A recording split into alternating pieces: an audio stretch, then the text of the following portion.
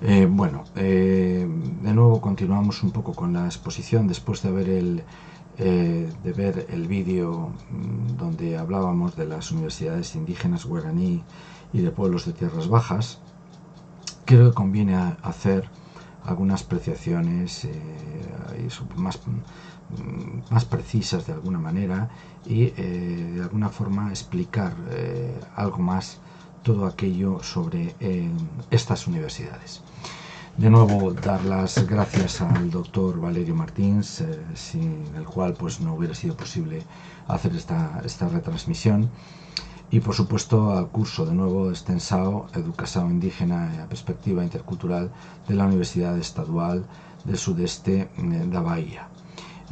Agradeceros el que me estéis escuchando y mi imposibilidad de poder desplazarme a Brasil por cuestiones de trabajo realmente, porque tenemos ahora mismo pues estamos en momentos complicados en la universidad de cara a tesis doctorales, tribunales de plazas, y es un mes muy difícil en la universidad para poderse desplazar. Yo quería señalar algunos aspectos en el vídeo que se han visto, algunos aspectos de carácter importante y que hay que tener en cuenta. Voy a intentar hablar despacio para que se pueda entender de alguna forma. En la creación de esas universidades estamos hablando de unas universidades de desarrollo regional, ¿de acuerdo? A partir de ahí estamos de acuerdo. Como universidades competitivas, como universidades, digamos, de transmisión de conocimiento occidental, no tendría cabida esa universidad indígena. Sería muy difícil. No podemos extrapolar el conocimiento de una zona regional a conocimiento global. Es imposible. No habría opción para poder, de alguna manera, el hacer alguna comparativa con las universidades occidentales, las universidades norteamericanas, europeas, australianas, no, asiáticas, imposible, pero sí como fuente de desarrollo regional. Eso es fundamental, de regional, incluso local, si se me apura de alguna manera, y es fundamental para el desarrollo y el progreso de un país.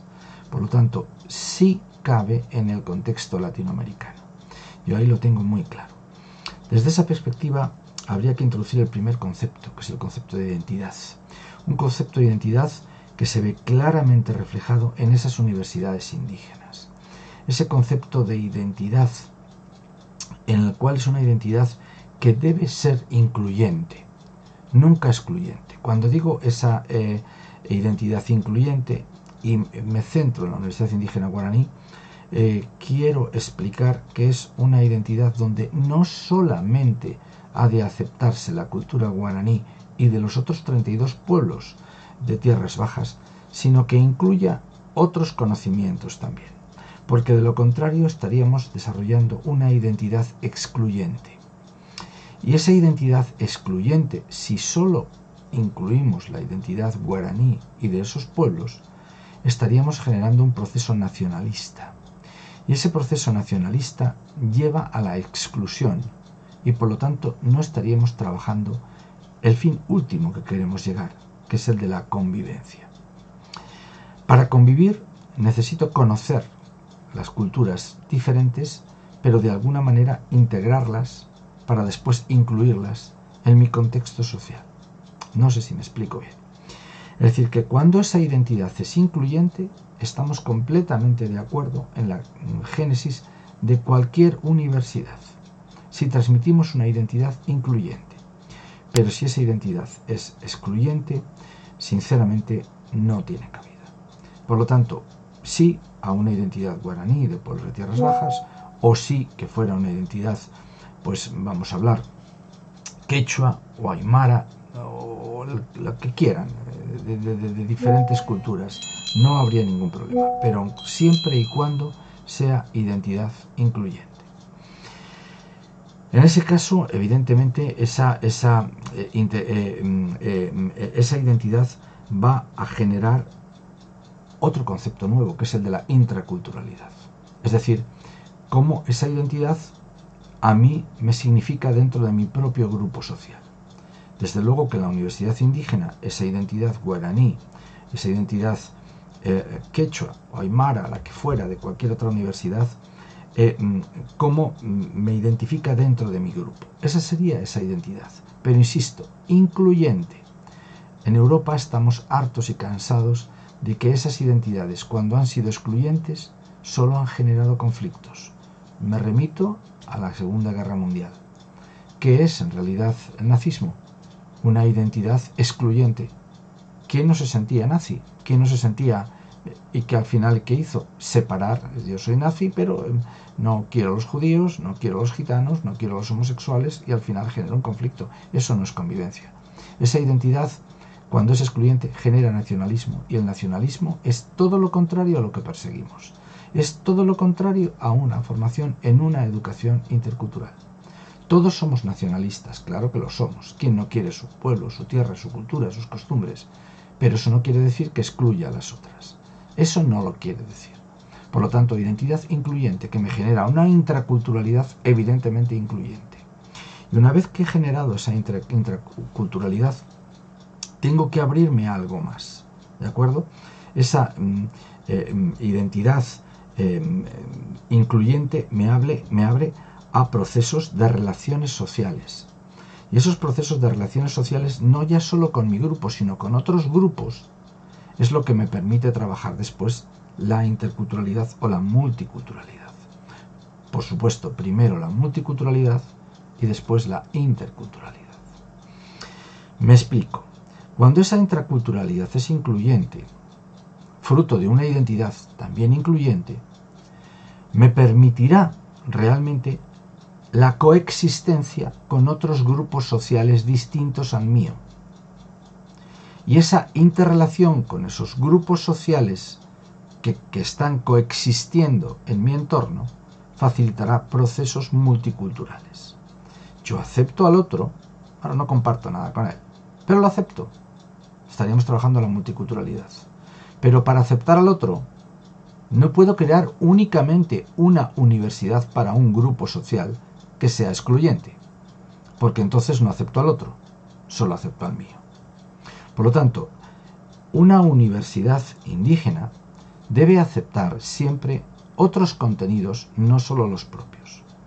Si en el proceso de inicio, cuando realmente tratamos de hacer un desarrollo regional, pero cuando queremos ampliarlo a algo más, que es el objetivo último de una universidad, el conocimiento global, a través del propio, realmente, tengo que abrirme a otras culturas.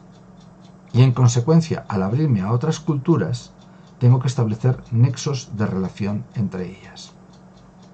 Y esos nexos de relación entre ellas va a favorecer procesos en los que entremos en contacto con otros grupos sociales. No solo puede haber guaraníes, no solo puede haber quechuas, aymaras, lo que quieran, pueblos indígenas de Brasil. No, tiene que haber más. Tiene que haber más. Empezamos con uno, pero hay que estar abiertos y preparados para recibir a más. Desde esa perspectiva, además, trabajamos otro aspecto importante, que es el de la decolonización. No colonización o descolonización, perdón, que son conceptos diferentes. Descolonización sería el separarnos de la colonia, pero que Brasil, ¿qué le importa de Portugal ya? Si hace 500 años y cientos años que ya se han separado. Todos los pueblos somos un germen de culturas que se han ido superponiendo y todos hemos sido colonizados por todos. Por lo tanto, no podemos decir que ahora estamos mal porque nos colonizaron entonces. No. Si ahora estamos mal es porque nosotros lo hemos hecho mal. Y tenemos que ser responsables. No culpar a lo que hicieron los otros. Los otros lo hicieron. Bien, ya está. Vamos a solucionarlo. ¿Qué es la colonización en realidad? Mira, la colonización no es Portugal para Brasil, ni España para Argentina, ni para México, ni para Guatemala, ni para Bolivia. La colonización, evidentemente, es Burger King. La colonización es Coca-Cola. La colonización es Nestlé. La colonización es lo que ustedes quieran, pero que eso realmente, porque está muy claro, el PIB de muchas de las multinacionales de hoy en día está por encima del PIB de muchos países, incluso de los países ricos de Europa. El PIB, por ejemplo, de la General Motors es superior al PIB de Austria o prácticamente de Dinamarca, estamos hablando. Por lo tanto, ¿quién coloniza? ¿Austria, Dinamarca? No. colonizan evidentemente esas multinacionales. Luego, si hablamos de colonización, vamos a hablar de otras cosas y hablaríamos de descolonización, pero eso es diferente. Yo voy a hablar de decolonización, ¿de acuerdo? Que es evidentemente cambiar esos rasgos culturales que nos afectan. En consecuencia, y hablando de ese proceso de colonización que lo podemos conseguir a través del conocimiento ancestral de nuestros antepasados, y ahí la importancia de los pueblos originarios, y desde ahí progresar. Pero esos pueblos originarios no deben ser únicos y no deben ser cerrados al contacto con otros grupos sociales, porque entonces volvemos a la identidad excluyente y a la intraculturalidad excluyente. Por lo tanto, sí para arrancar, no para progresar. En el momento que ya progresamos y generamos otros contactos con otros grupos sociales, estaremos coexistiendo con otros grupos sociales. La coexistencia es la base de la multiculturalidad. Es decir, yo convivo con otros grupos sociales y esos grupos sociales evidentemente interrelacionan con nosotros. Y efectivamente generamos, bueno, pues ahí están, aceptamos costumbres, tradiciones, pero no compartimos nada más.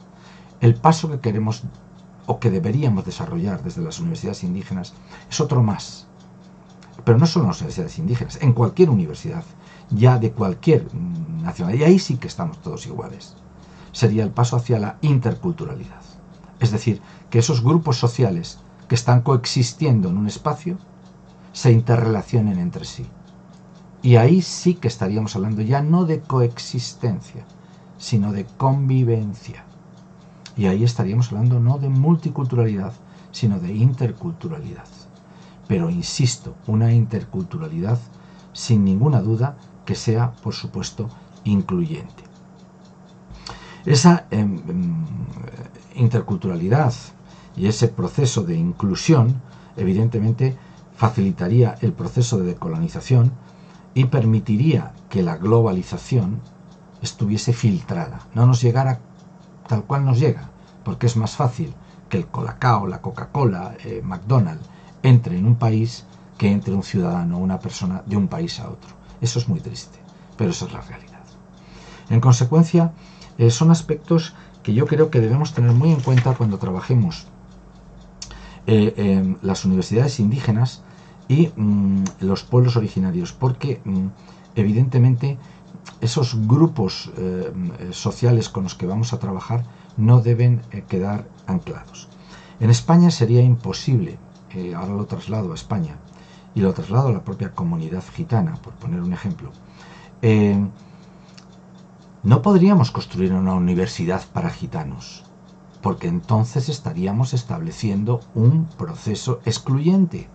Y si lo que queremos es que la comunidad gitana, que es la minoría étnica mayoritaria en España, podríamos compararla de una manera muy lejana a un pueblo originario dentro de un país, como puede ser Brasil, Argentina, Chile, Chile con mapuches, Bolivia con quechos, aymara, guaraníes, Brasil, es decir, una comparativa alejada sin duda, pero una comparativa que podría ser la comunidad gitana, donde por ejemplo en Brasil son más de 1 millón de personas, y deben tenerlo muy en cuenta, que incluso su propio presidente, Juscelino Kubitschek, era un gitano.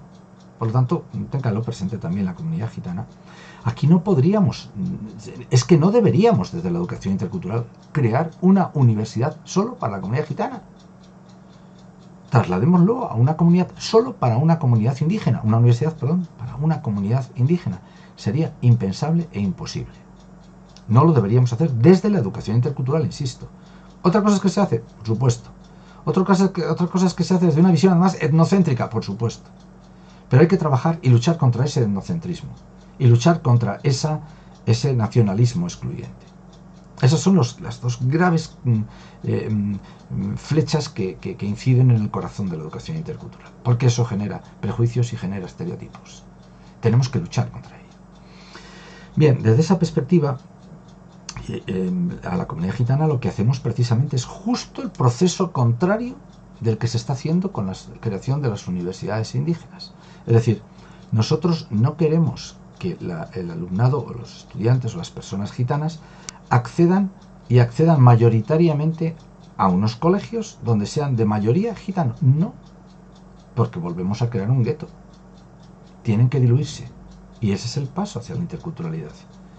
Pero por supuesto tiene que ser biunívoco. No solo la comunidad gitana o los pueblos originarios deben aceptar realmente su inclusión en el grupo mayoritario, si la población mayoritaria no acepta obviamente a la población minoritaria. Desde esa perspectiva, nosotros estamos generando en la Universidad de Valladolid, en España, un proyecto de investigación en el cual estamos dando a conocer, dentro de la estructura universitaria, cuáles son las características de la cultura, tradiciones, costumbres e historia de la única minoría étnica mayoritaria que tenemos en nuestro país. Trasládenlo esto a otros países. Yo no puedo hablar de otros países tan abiertamente como puedo hablar del mío. Y desde esa perspectiva, nosotros estamos intentando dar a conocer a los estudiantes universitarios cuáles son las raíces de esa cultura, porque nosotros, después de 600 años conviviendo con la comunidad gitana, no conocemos nada de los gitanos. Trasládenlo a la universidad indígena, es lo mismo, es muy parecido, no es lo mismo, perdón, es parecido, o sea, digamos que la esencia es la misma, aunque sean cosas diferentes, pero la esencia, el germen, el problema del prejuicio, del estereotipo, la raíz del prejuicio y del estereotipo está precisamente ahí. Me da igual cómo lo llamemos, me da igual las tradiciones y costumbres, me da lo mismo, la esencia es la que está. Desde esa perspectiva hemos hecho un proceso de dar a conocer a la comunidad no gitana quiénes son los gitanos y por qué están ahí. Hagamos eso en Brasil, hagamos eso en Argentina, hagamos eso en Chile, hagamos eso en Bolivia, hagamos eso en Perú, hagamos eso en Ecuador. Debemos a conocer los pueblos originarios a los que no son pueblos originarios, porque de esa manera, y solo de esa manera, podremos superar el choque cultural. Evidentemente, el prejuicio y el estereotipo, quédense con ello, solamente se supera a través del conocimiento. Sin el conocimiento no superamos el prejuicio ni el estereotipo. Por lo tanto, demos a conocer, pero a conocer a los, evidentemente, no originarios, quiénes son los pueblos originarios y por qué están sufriendo y experimentando la situación en la que se encuentran. Porque no son gente a la que hay que rechazar, es nuestra propia gente a la que hay que impulsar. Y por lo tanto, ellos, está claro, que se van a abrir, van a permitir, van a conocer, ya nos conocen otras culturas, pero nosotros, desde el posicionamiento etnocéntrico, no conocemos a los otros. Desde esta perspectiva, y en las universidades precisamente no indígenas, lo que hay que conocer es la realidad de las comunidades indígenas, pero precisamente a los que no lo son. Es uno de los pasos que hay que dar. De esa perspectiva, y ya para finalizar, porque tampoco quiero de alguna manera el extenderme mucho, a través del vídeo en el que yo explicaba en qué consistía la Universidad Indígena Guaraní de Pueblos de Tierras Bajas, yo explicaba la realidad, la importancia que tiene, los mecanismos que tienen, pero siempre desde el desarrollo regional, para impulsar ese desarrollo regional. Y a partir de ahí es donde hay que construir la educación intercultural, ¿de acuerdo?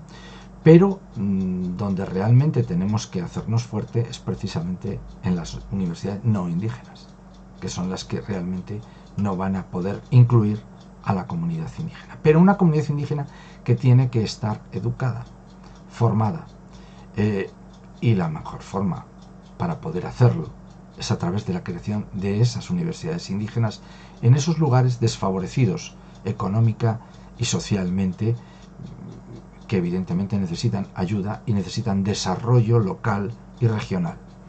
En el momento que hayamos conseguido ese desarrollo local y regional, la siguiente proyección es trabajar esa educación intercultural, que ya hemos metido el germen, hemos inoculado la vacuna de la interculturalidad, para que cuando accedan a las universidades, vamos a llamar convencionales, estén preparados para ello, no sean excluyentes, porque con esa exclusión van a chocar con el convencionalismo, van a chocar con el etnocentrismo occidental y evidentemente van a salir fuera, despedidos. Es como si uno trata de subirse en marcha en un tren en velocidad, no va a poder.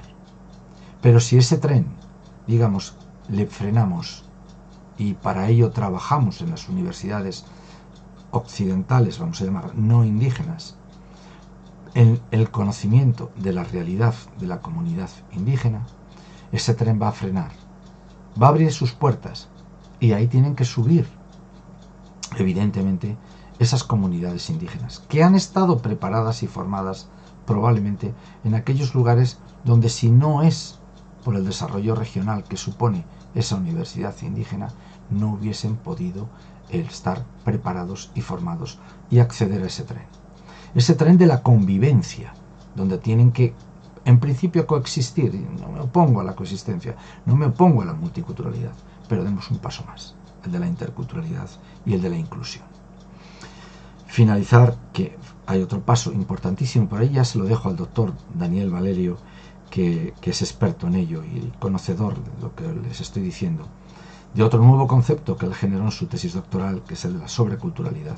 No soy quien yo para hablar de la sobreculturalidad, teniendo ustedes como tienen al profesor Daniel Valerio, que es doctor en 2 ocasiones en la Universidad de Salamanca con premio extraordinario y en la Universidad de Burgos. Por tanto, no seré yo quien explique el concepto de sobreculturalidad, sino sería una falta de respeto por mi parte cuando el doctor Daniel Valerio desarrolla perfectamente esto y lo sabe, y lo sabrá y lo hará, adaptarlo a lo que les he dicho a ustedes. Agradecerles, sin lugar a dudas, el que me hayan prestado atención en esta pequeña reflexión que he hecho a ese vídeo de hace ya un tiempo, pero que es importante e interesante tener en cuenta, y que animarles a este curso de extensión en educación, en español sería en educación indígena y la perspectiva intercultural de esta importante universidad estatal del sudeste de Bahía. Agradecerles su atención, quedo a su disposición. Me hubiera encantado el acercarme allí y poder hablar de esto con ustedes y discutirlo, pero quedo abierto a si alguien quiere hacer algún comentario o algo, bien a través de vídeos, bien a través de correo electrónico, bien a través de los medios tecnológicos que nos manejamos ahora para poder pues compartir lo que ustedes necesiten. Muchas gracias, doctor Valerio Martins. Muchas gracias a la Universidad Estadual del Sudeste de Bahía y muchas gracias a todo su alumnado que ha sido capaz de escucharme. Pido mis disculpas porque no sé hablar en portugués y los conceptos que he dicho generan dificultad para entender, porque a nivel conceptual puede ser distinto, pero el doctor Daniel Valerio seguro que hará algo para que se pueda entender bien. Un abrazo inmenso desde España, un abrazo inmenso desde ese pequeño corazón que es Valladolid, la ciudad, la zona noroccidental, centro-occidental de la península ibérica, desde donde llevamos trabajando mucho en el tema de la interculturalidad. Un abrazo y quedo a su disposición. Gracias por haber escuchado.